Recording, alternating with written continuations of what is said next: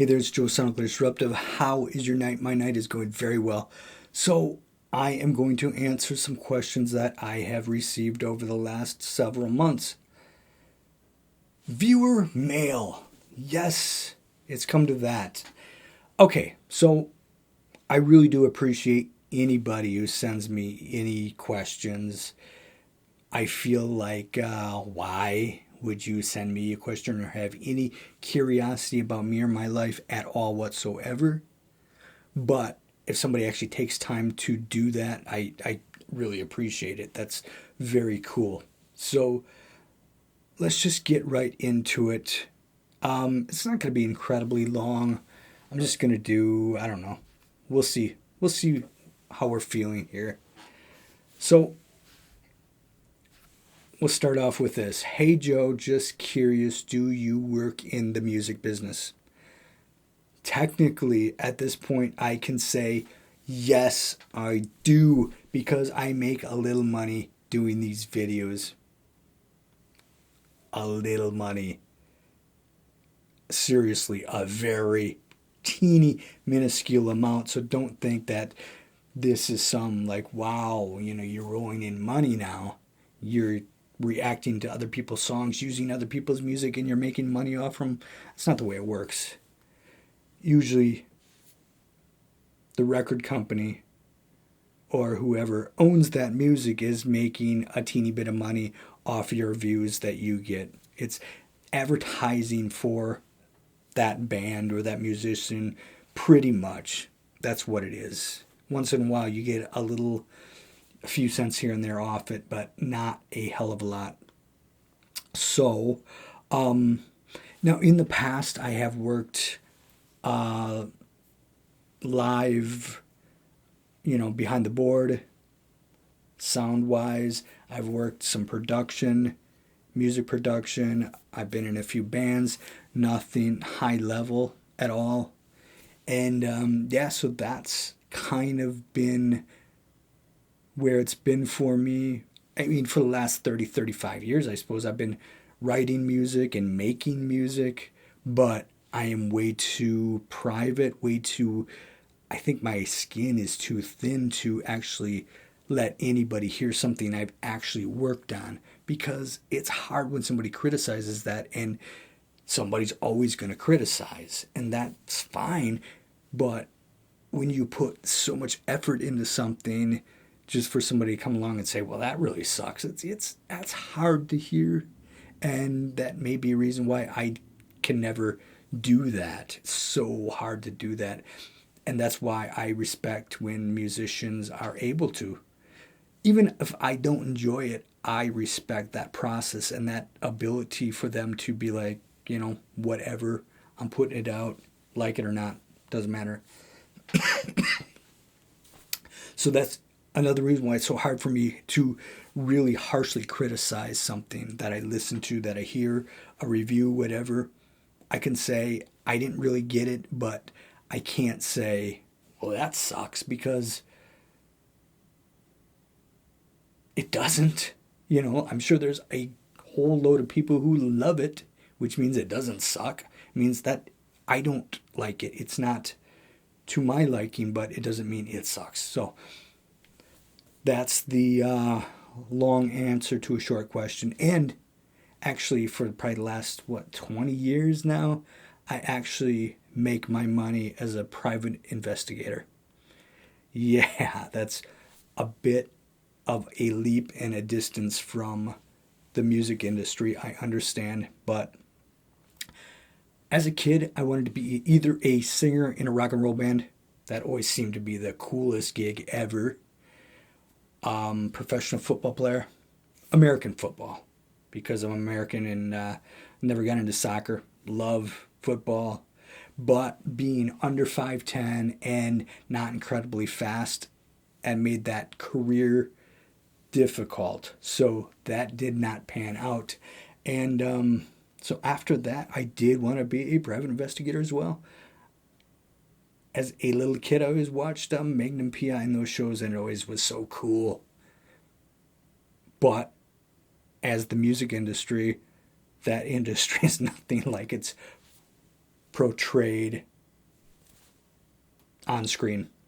So that's another big letdown. But anyway, there you go. There you have it. Thanks for asking, man. All right.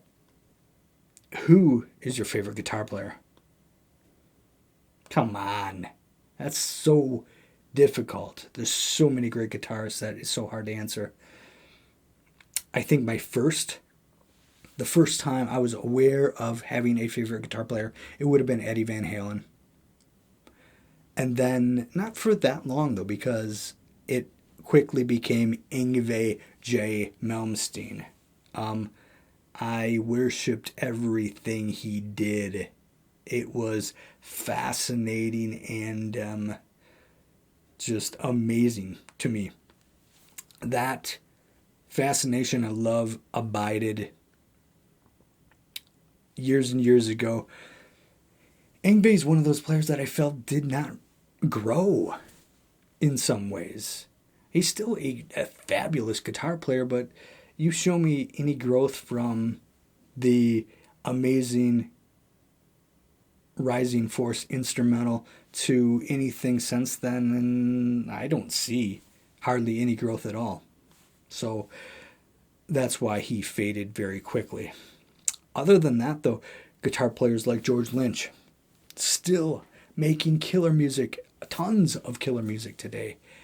But a player like George Lynch has his own style, his own sound. You hear a couple notes, you know it's George Lynch right away. Unorthodox in many ways and just is creative as hell. I love George Lynch's playing in any of the 80 million bands he's currently in. It's always good. Nuno Bettencourt, he is almost untouchable. If you actually dig into his music, and as a songwriter, he is incredible. So Nuno Bettencourt, definitely. Oh, somebody who I think is way, way overlooked. Sadly, he passed away in 2016. Peter, I'm not going to attempt to pronounce the last name, from Riverside. So emotional.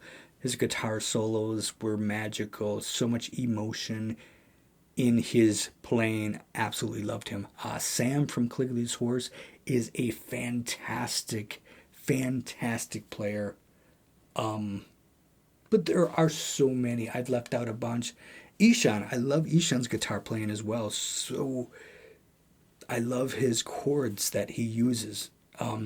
So that's just a few, but if I took longer to think about it, I would come up with 100 guitarists that I absolutely love. So there you go. Dude, Opeth or Catatonia. For me, not even close. Although I love Catatonia, they can't match the greatness of Opeth. You are an asshole. Why would you ask this question? I'm not going to answer. Forget it. Okay, I will answer. But under protest. I love and adore both bands. But for me, Catatonia is above Opeth. It's Jonas's voice. I do believe it's his voice, but there is such a consistency of quality written all over their music, and although it's not as elaborate or extensive or as crazy as some of the Opeth stuff, it is just classic, timeless, beautiful music oftentimes, and his voice is on par with the greatest of greats. Love their music always. So for me, Catatonia edges out Opeth. It's not a ton, but it's like, they're a step above for my personal tastes. But that's all.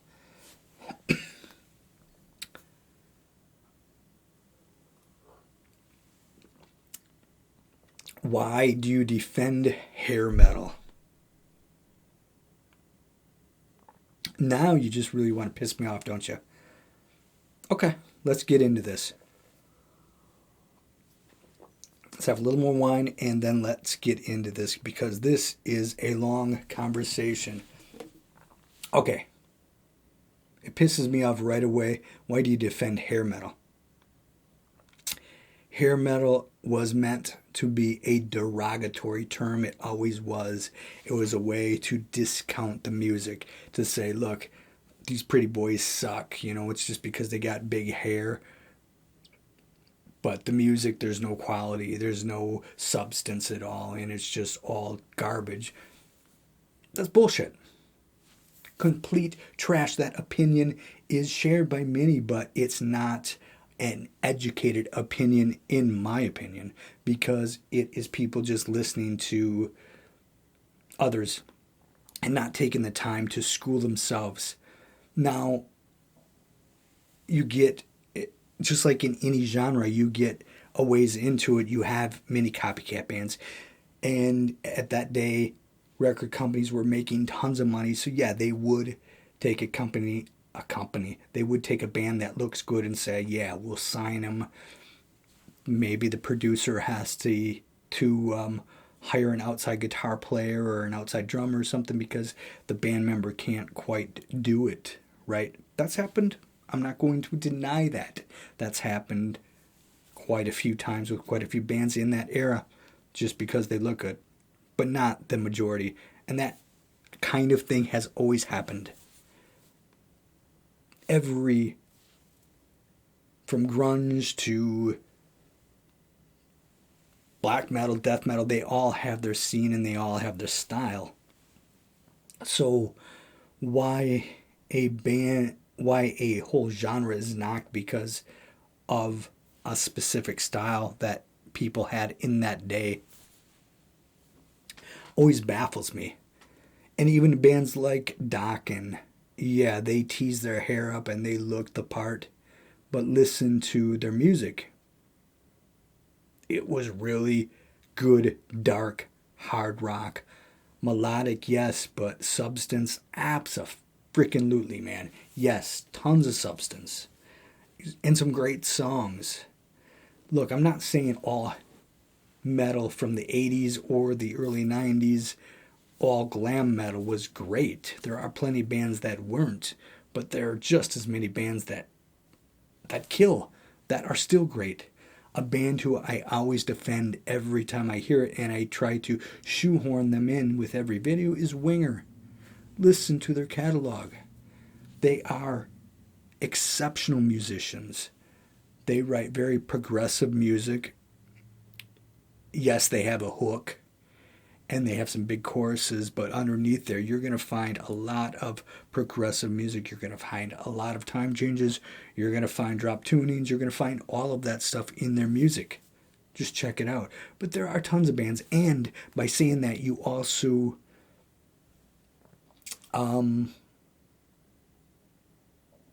you lump everybody in this one category, even if they don't fit. A band like Queensryche, they don't fit in hair metal.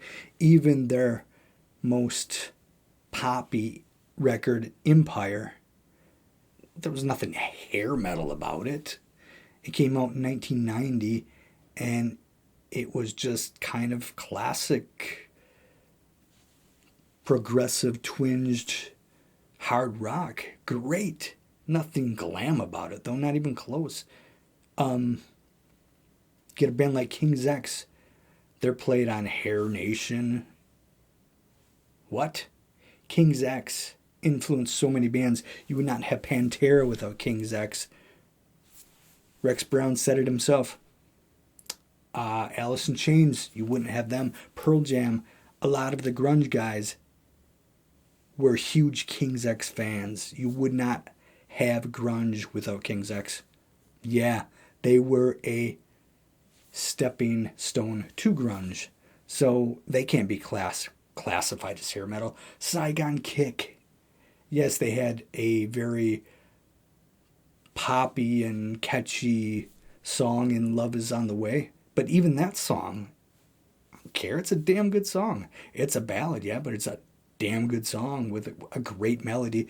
But listen to their music, complex and odd and melodic and all these things. But there's so many great bands in that era, in that genre, that if you just say hair metal and you laugh at, you're doing yourself a disjustice. Disjustice. I'm drinking wine if you couldn't tell, but that's why I defend hair metal. Because there is damn good music. In every generation, there is great music. So, there. Why so many Chapman guitars? I've been asked this one before. I love the looks of Chapman guitars. I love the feels of Chapman guitars. The necks are always amazing. And I think you get a lot of guitar for the money. I've heard other bad experiences and quality control and all that. But myself personally, I haven't experienced it. So I can only go from what I've had, and I've had and played a ton of them. And most Chapman guitars I've had have been near perfection. So that's why. All right. The next question is people want entertainment and information while watching videos. You provide neither. Thank you. Do you... Oh, no. Why do you just sit there quiet through the songs? People might as well just listen to the song on their own. I don't get it. Okay, yes. People might as well just listen to the song on their own. Absolutely. That's fine. And I didn't get reaction videos at all. And I always thought they were stupid. And then I started to listen to a few, and I started listening to a few more. And then I was like, there is something to them that is enjoyable. And then I started doing them. And what did you say here? Why do you just... And, okay. I sit quietly through the songs in most cases because I'm going to call bullshit on most of these, because if you're hearing a song really for the first time and you're stopping it every 10 seconds, there's no way you can possibly get a flow and have really any opinion on the song. You can't do it. You can't play a song and stop it after 15 seconds and talk for 20 seconds and then start up and stop and really have any consistent flow of the song at all. So I think a lot of that may not be actually a first time listen. Just my own personal opinion.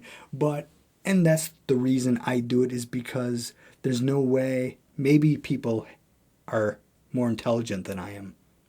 I can't do it. I can't listen to a song and stop it and keep stopping it and keep stopping it and have really any opinion on the song afterwards, because so much effort in most cases were put into making this song precisely this way, to flow in this way, to have this many beats per minute, to have this key signature, all of these little things that you completely blow up when you stop it. It's meant to be listened to as a whole, a full piece. And if you stop it 20 times during a song, you don't get that full piece. That's why I sit quietly through. And the other thing, entertainment, I don't know. Some people are entertained by it and others aren't. That's your personal opinion. If you are not entertained or getting anything quality out of them, then by all means, do not watch. I'm not offended. That's fine. You don't need to watch. Yeah. Where are you from? Wisconsin. A state in the United States of America. Wisconsin. That's where I live. How old are you? I am older than 30 and younger than 50. Yeah. I'll narrow it down more. I'm older than 40 and younger than 50. That's as close as I'll give you. Yeah. All right. what type of music is your favorite since you only seem to be getting into metal recently? Metal. It's always been my favorite. I started only getting into, I guess, newer stuff, more extreme stuff recently. Many of the bands here, and while a band like Catatonia doesn't fit in, I thought they were something that they are not. I never liked the harsh vocals, and I never really gave them a shot. And that's kind of where it is. And other than that, there's a few bands that I missed and just kind of overlooked. That's kind of mainly where we're at.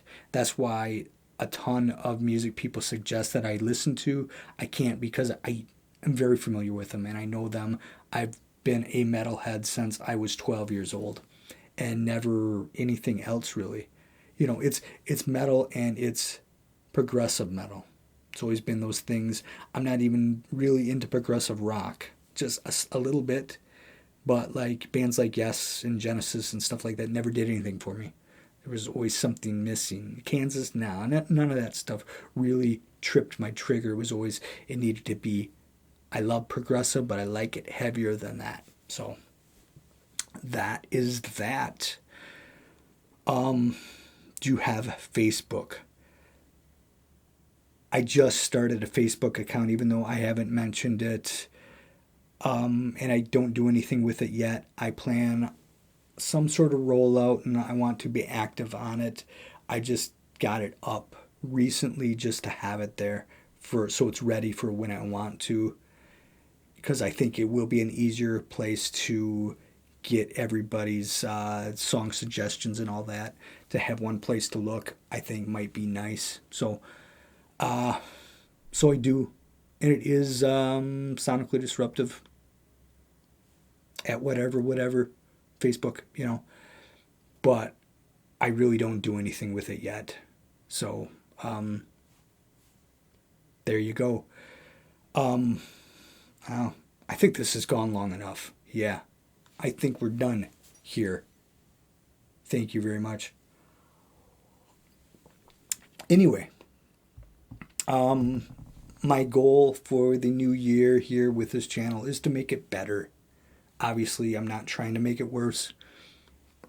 My quality, I have ebbs and flows, and I want to make it more standard, kind of, and just better all the way around, more entertaining, all those things. And hopefully we will get there. I don't know. But I do thank you very much for watching. Thank you very much for any questions that you may have. Continue to send them. You can post any questions you have on the comment section of any video, or you can always email me at sonicallydisruptive@gmail.com, I believe it is. I think it's joe.sonicallydisruptive@gmail.com. Doesn't matter. It's in the info section if you have any need or want to do so. So, thank you. See you.